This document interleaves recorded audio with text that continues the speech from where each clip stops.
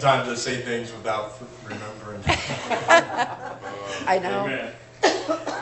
Amen. Just love to do the editing. But God reigns and rules over the entire world. And let's just go over these scriptures real briefly before we close this morning. It says, "Great is the Lord, and greatly to be praised. Amen. In the city of our God, in the mountain of His holiness." So just as all the pagan gods had the deities of these different nations had particular places, different high hills. You remember the scripture says, "I look unto the hills from whence cometh my help. Yea, my help comes from the Lord." We're not talking about Jerusalem. That's a pagan saying. The psalmist is mocking those people. He's saying, you say, "I look unto the hills from whence cometh my help," but my help comes from the Lord. That's right. Your help comes from some deity up that's restricted to one location on the top of a hill. But my God rules and reigns the entire universe. Amen? And so we look and we see that they're rejoicing that He does have a mountain, He does have a city, but they also recognize that He's not restricted to that location. I'm glad He's not restricted to that location. That's right. I'll tell you, some years ago, we would, because I worked at a regular job at that time, and I would take off, I just couldn't leave town in the week. Now if I take my vacations, I try to do it in the week. But then I had to work all week. So on Memorial Day and Labor Day, we'd always go to West Virginia to spend time with my great aunt and my father. And this went on for years. But I would notice, it seemed like every Sunday morning, when I normally would have been preaching, I would wake up and the Lord would begin to talk to me and minister to me. And I kind of laugh. I'm on vacation, but I'm not on vacation from God. No. Amen. And I'll never forget one time He gave me a revelation that really helped me understand some things. Tanya's little brother was born in 1981, Tanya, or 82? In 82. He was born in 1982 with a heart defect.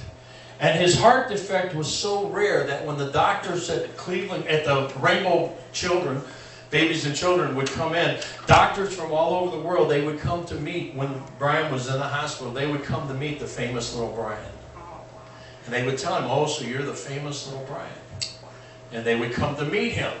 And his heart condition, when he was first born, God gave me a dream. And in this dream, his mother walked into the house. I walked over to him, took the baby, turned and walked around, walked back into my bedroom, left my door open, knelt down, and laid the baby in my arms like this on the bed. And I began to pray in the dream, and I looked that way, and I seen my mother and Tanya's mother standing there. And I looked back at the baby, and the baby looked to be like a little statue of Jesus. Wow. I looked back again, and I looked again, it was the baby. And in the dream, I got up and took the baby back. And I asked our pastor what that meant.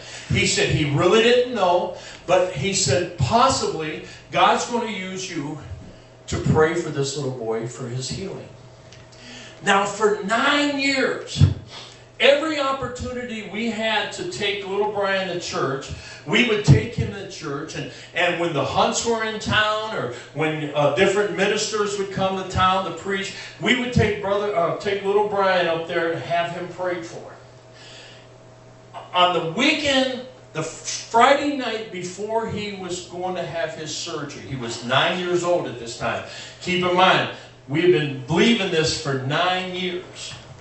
We have been trusting God for His healing for 9 years. Now, 9 years later, he come over to the house, and he really didn't. His mom and dad were going out. They wanted me to take him for the night, and he really didn't want to come because he wanted to stay home and hang out with his two buddies across the street. And I told him, I said, we're going to a movie tonight. I didn't tell him that the movie was going to be at church. He said, okay, I'll go with you. Well, we went to church, and I'll never forget, we were sitting on the back steps at the back door of the church down on West 6th. And they had a movie called The Judgment. I think it was called The Judgment House or The Judgment Seat. It might have been The Judgment Seat. And it was talking about how we were all going to stand before God in judgment. He looked at me and he says, Tim, he said, I would, now keep in mind, earlier that evening, he sat in my lap and telling me how much he loved me and how he wished I was his dad. And I said, well, babe, I said, buddy, I love you too, and I wish you were my son. I said, but we still love each other like that, right? He said, yeah. He told my mom, he says, they tell me not to call you grandma, but I don't care what they say. You're my grandma.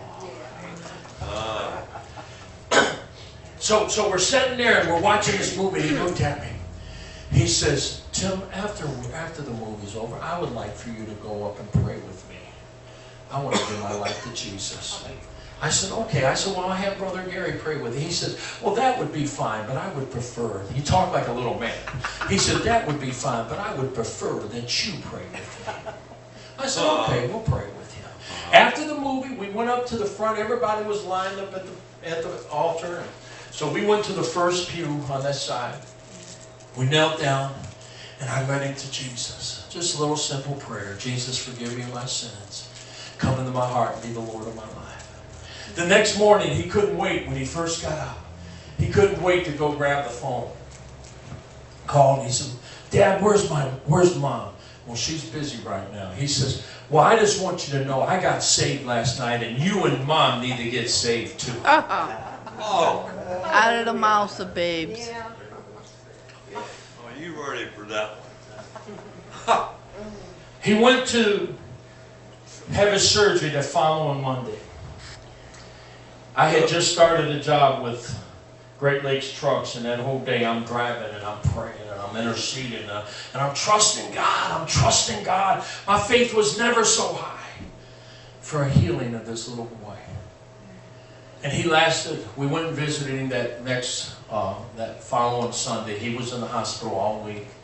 Brother Gary and I went to visit him, and he was struggling to talk, but he said, I just want to thank you for coming to pray for me. And the next day, the next Monday night, I get a call. And me and my wife's upstairs. We just went to bed, and I heard the phone ring. We had an extension upstairs, and I heard my mother begin to cry out. I could hear her crying. And my wife said, there's something wrong. There's something wrong. Your mom's screaming. I picked up the phone, and it was Tanya to tell me that her little brother was gone. We jumped in our car, and we drove. I'm sorry, Tanya. I know this is emotional for you. We drove down East 91st, running every red light. I'd stop, make sure no one was coming, and run the red light. And we got there, and I'll never forget, my daughter